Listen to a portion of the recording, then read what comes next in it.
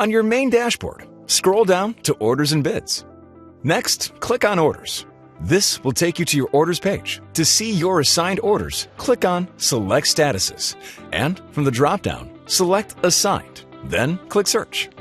This will bring up all the orders assigned to you. To view the order, click on the Action button, View. From here, you can either select Accept or Reject.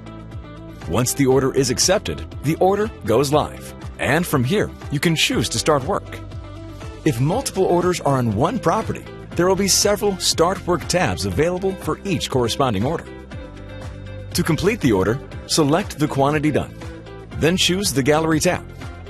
Next, you'll want to upload images by clicking on the button Upload Images. From here, you can drag and drop photos of the completed work, or choose the image files you wish to upload. Once you have the desired photos, click Upload, then hit the Save button.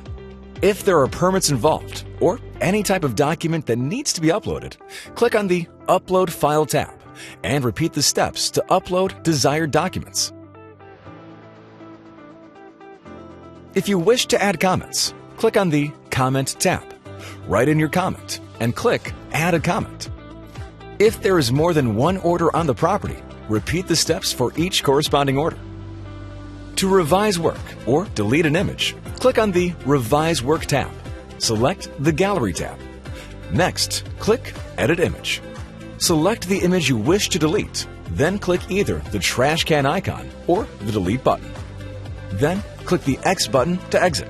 Once all images and documents have been uploaded and comments left, and you're satisfied with the completed work, click on Complete Order. This will submit the order to the person working on the file, and an alert will be sent to them with a notice that work has not been completed. One way you can confirm the order has been submitted is by going to the dashboard. Your assigned order will no longer be visible from the Dashboard tab. That's it. It's as easy as that. All that's left is to sit back and wait for your payment.